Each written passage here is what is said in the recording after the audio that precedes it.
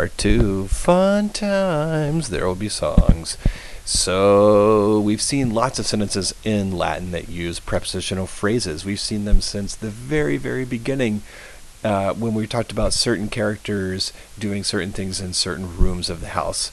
Now, if you look at all of these sentences, you'll see that the words in bold indicate a prepositional phrase. And now some of you were asking way back when, hey, Mr. Allen, what is up with the fact that, Caecilius, for example, his name is Caecilius in the nominative and Caecilium in the accusative, but then his name changes to an O randomly when he's used in some prepositional phrases.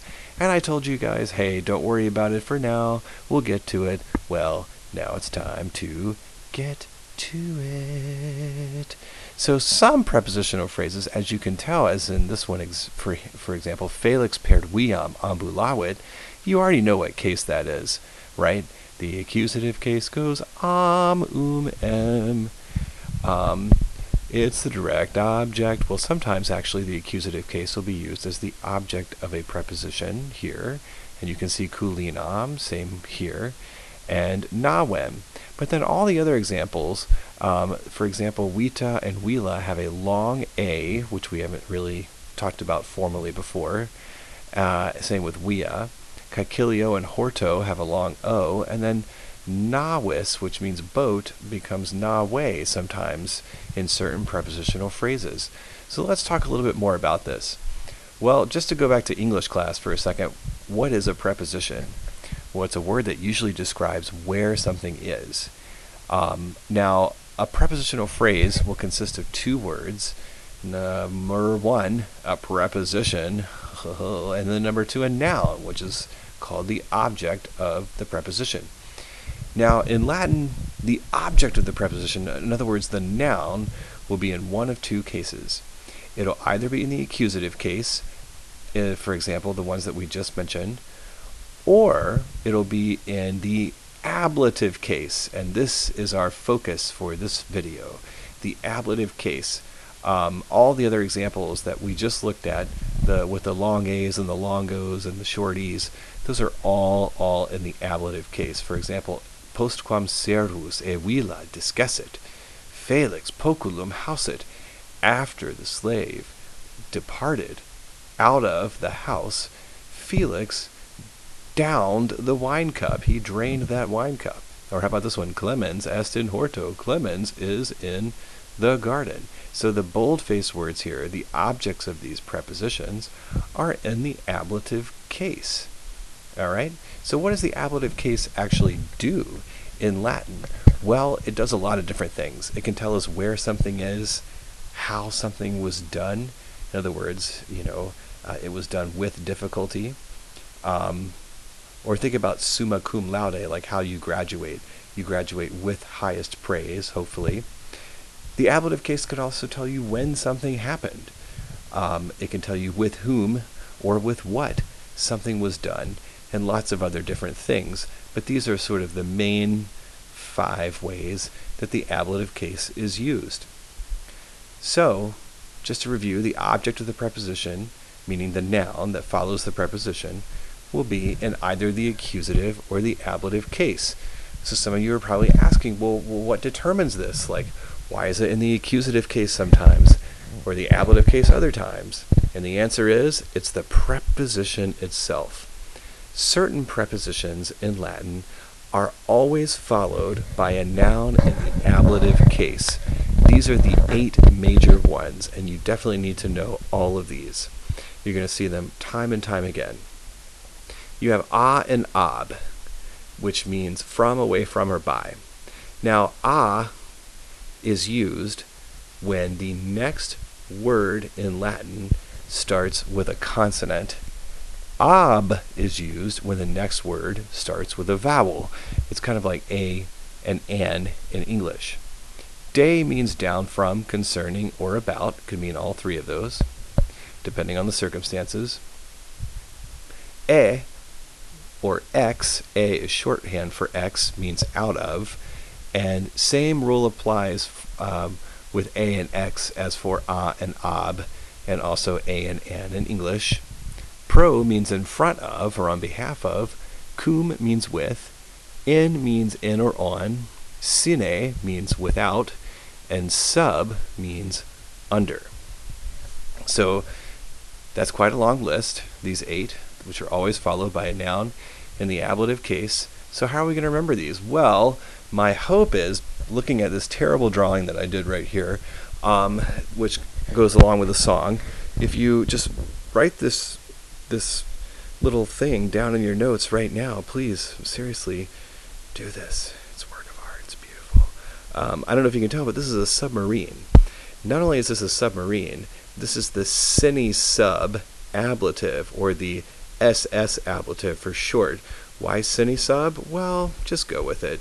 Sine and sub are 2 of the prepositions that are always followed by a noun in the ablative case. Now, inside the sine sub ablative, we have all of those 8. Ab, de, ex, pro, cum, in, sine, sub. Now, here's the song that will help you remember this. It goes to the tune of The Yellow Submarine by the Beatles. We all live in a yellow submarine, a yellow submarine, a yellow submarine. And it goes on and on and on and on like that forever. Worst Beatles song ever. So, here's what you're going to do. You're going to sing it like this. Ab, de, ex, pro, cum, and sine, sub. The ablative submarine. The ablative submarine. Ab, de, ex, pro, cum, and sine, sub. The ablative submarine. The ablative submarine. And you'll sing that potentially forever. Okay, so now that we've talked about the 8 prepositions which will introduce a noun in the ablative case, we have to talk about, well, what will the noun endings actually look like for the ablative case? And here they are. Of course, these numbers at the top here refer to declensions. These are the endings for your first little noun family, i.e. your first declension, and then second declension, and then third declension. And then, of course, you've got singulars and plurals. So in the first declension, you have that long A. Now, don't be confused with first declension nominative singular, which also ends in A, but of course, here in the ablative, we have a long mark over the A. This is why long marks are really important. And the plural is a long IS, which is pronounced is. In the second declension, we've got that long O, and then the plural also is is. And then in the third declension, you have E, and then the plural is ibus. All right, let's look at some examples. Grumio ex taberna, see that long A, discussed. Grumio left from or out of the shop. Caecilius cum quento ambulat. Caecilius is walking with Quintus. So Quintus changes to quento to show that he's the object of a preposition in the ablative case. And think about those ablative uses, like why is it used? Here it's showing us with whom an action was done. How about this one? Magna turba est in monte. A great crowd is on the mountain. Tells you where this great crowd was, in monte. Ablative, third declension with that E. Multae feminae sunt in tabernis. Many women are in the shops. Caecilius cum amicis sedet. Caecilius sits with his friends. Pastores de montibus veniunt. The shepherds come down the mountains. You've got IBUS, ibus there. So there's a song that goes along with these, and it's that old song, you know, B-I-N-G-O, B-I-N-G-O, B-I-N-G-O, and bingo. What's his name? Oh. So here it is. The last case is the ablative A-O-E, is, ibus, by, with, from, and on, by, with, from, and on, by, with, from, and on, and sine sub prepositions. So there you have it, the ablative endings for first, second, and third declension singular versus, and then of course you have first, second, and third plural And then these are some of the prepositions or some of their meanings that you'll see in front of the ablative word. And then, of course, the sine sub prepositions. What are those? Ab, de, ex, pro, cum, and sine sub. The ablative submarine. The ablative submarine. Oh, yeah. Now, one last thing. Actually, two last things, sorry. Any preposition that's not in the submarine will be followed by a noun in the accusative case.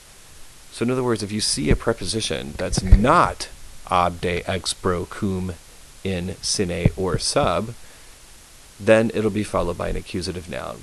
So far, I think we've only learned three. Ad, which means to or toward, prope, near or next to, and per, meaning through, but we'll learn some more as time goes by. And then here's the last thing. In is kind of a pesky preposition because it can actually be followed by a noun in the ablative case or the accusative case. So when in is simply describing where something is or where somebody is, in will be followed by a noun in the ablative case. For example, Grumio est in culina. Grumio is in the kitchen, tells you where he is. Cena est in mensa, the dinner is on the table. But when there's some sort of motion involved, in is followed by a noun in the accusative case, and it means into or onto. For example, Caecilius in Wilam, look at that, am, accusative there, currit. Caecilius runs into the house. Cerberus in mensam, salit. There it is, in mensam, accusative case. Cerberus jumps onto the table. All right, we'll practice in class. I'll see you tomorrow.